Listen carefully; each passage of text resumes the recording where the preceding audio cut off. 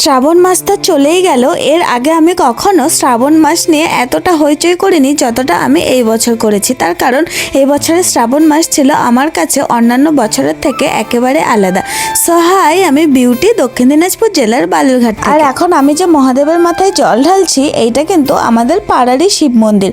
আর সেদিন কিন্তু ছিল শ্রাবণ মাসের চতুর্থ সোমবার। আর এই সোমবার আমার কাছে অন্যান্য সোমবারের থেকে একটু বেশি স্পেশাল ছিল। তার কারণ কি জানো?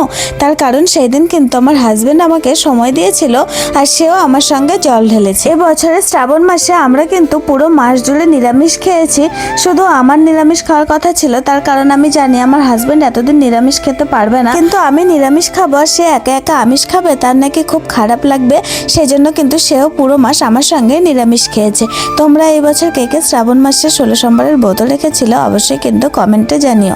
আমার বর কিন্তু এই পুরো মাসের কোনো সোমবারেই সময় পায়নি বাবার মাথায় জল ঢালার।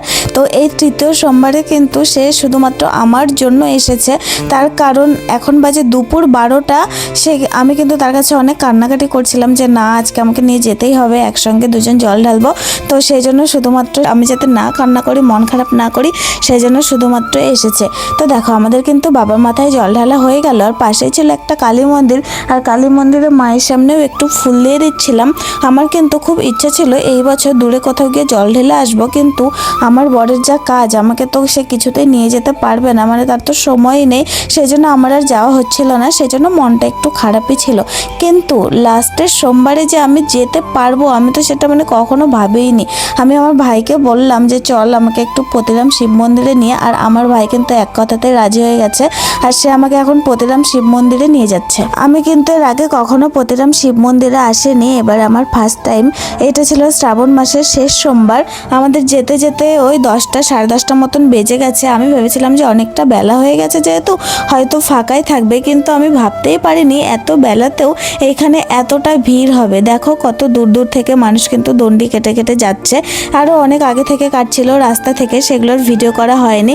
আমি কিন্তু এমনি নর্মালি গিয়ে লাইনে দাঁড়িয়েছিলাম। আর আমি যখন লাইনে দাঁড়াই তখন কিন্তু লাইন অনেক লম্বা ছিল, কিন্তু কপাল ভালো যে লাইনটা তাড়াতাড়ি এগোচ্ছিল, সেই জন্য কিন্তু বেশি দেরি লাগেনি।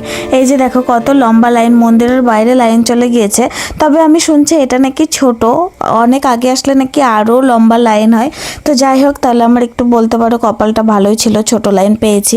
তো বেশি দেরি লাগেনি, ফটাফটি হয়ে গেছে এখানে। তোমরা কে কোথা থেকে আমার ভিডিও দেখছো অবশ্যই কিন্তু কমেন্ট করে জানিও। আর তোমরা এবার কোথায় কোথায় গিয়েছিলে বোলবমে সেটাও কিন্তু আমাকে জানিও। এটা কিন্তু আমার ফার্স্ট টাইম বোলবমের এক্সপিরিয়েন্স। আমি কিন্তু মানে এর আগে আমি কখনো শ্রাবণ মাসে একদিনও মহাদেবের মাথায় জল পর্যন্ত ঢালিনি।